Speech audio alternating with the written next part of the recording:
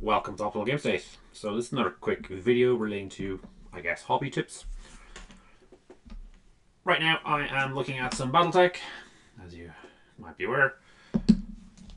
I also love my Legions Imperialis. Now, one of the things about those is I love using decals or transfers, whatever you want to call it. But you really need small things. So this stuff down here, which you probably can't make out, small numbers, some small icons, some sections on the side, are great. They are going to add a little bit more detail. And then, of course, you've got that. I think that should be removable, but you've got like the little Legion icons. So we've got that Imperial Fist in there. And then those one numbers for transfers. And what was that? That is a VII, of course. Number 7. And this is a symbol we got from one of the Titanicus kits, I think it was. And yeah, we work our way through it. But for this video, what I want to talk about is Gundam. Now, elsewhere people are raving about Gundams, but I am really interested in these. So if you look at this, I found this when I was in Forbidden Planet. These get sold wherever you're going to find the Gundams normally. So these are the transfers that go to kits. This particular one is for the Thunderbolt kit. I have no idea what that means. I enjoy the occasional Gundam show, but I never really got into the kits. Look at those. Lots of warning signs, lots of cautions, lots of danger. They're fantastic. They are absolutely perfect. Some of these here are just little lines of text. Now, if you zoom in really close, and I'm not going to be able to do it here, you can actually read them. Like all those ones say cautions with an arrow. And then underneath it say slide open outwards in tiny little writing, which is really, really cool. Do I have an example of that? I think I might have. Oh, yes.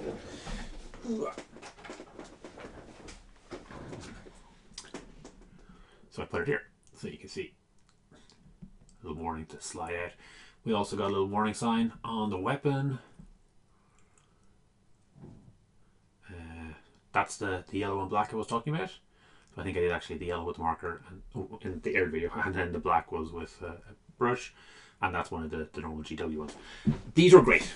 Lots of these little kind of warning signs, cautions, do not stand here. I have a do not stand here somewhere here, don't I?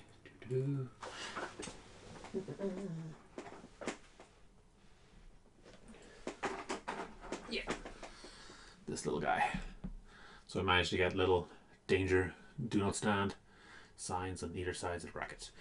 So these little details I really help sell the model.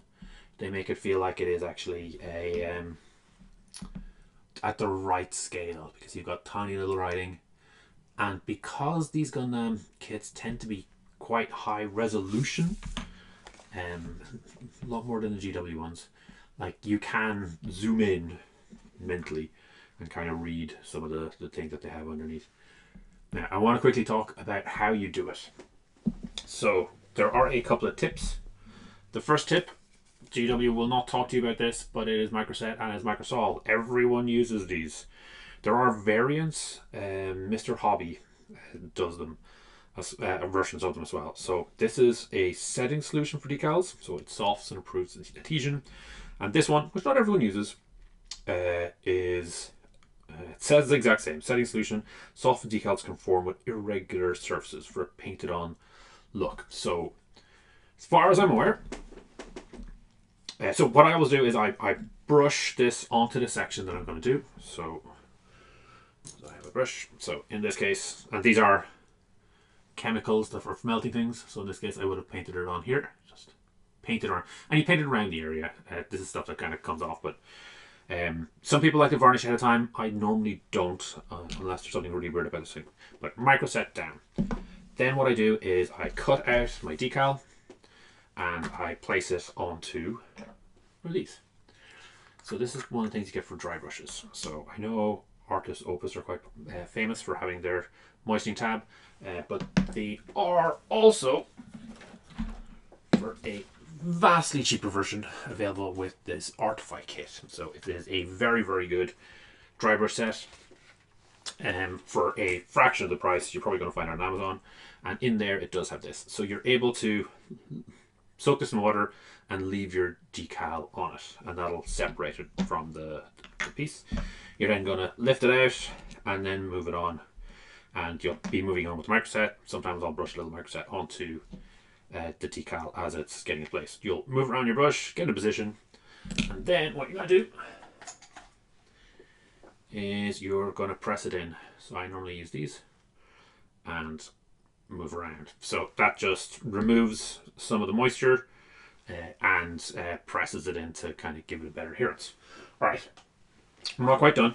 There are two other things. Okay, so yeah, you leave it to dry, you leave it to settle for a little bit. What I will often do is I will paint this over it. So if I understand it correctly, the idea of this is it kind of melts the decal surrounding, so it helps kind of give it that painted on look. I never quite get it where I'm happy with it. Normally I paint it on for a few times, and then I just kind of give up and move over to this. Matte varnish is something you can do. You can do matte varnish over it. It'll depend on your brands. The other thing that people aren't always aware of, do I have it handy? I don't, is contrast medium.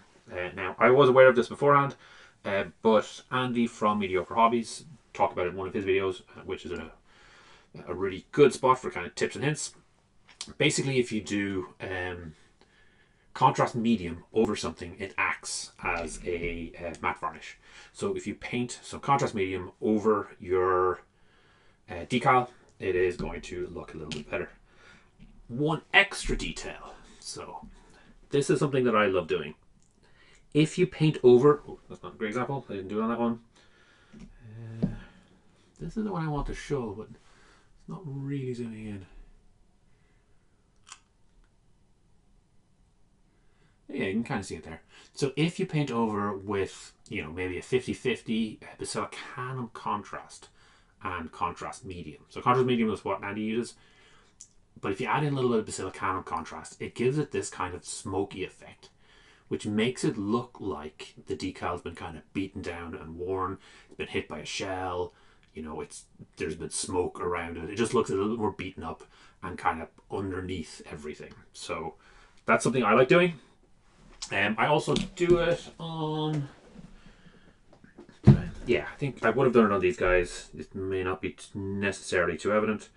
But you can see there, that's flat, like Griffin. You can't see any edges. It just looks like it's painted on. Do I have anything else to show?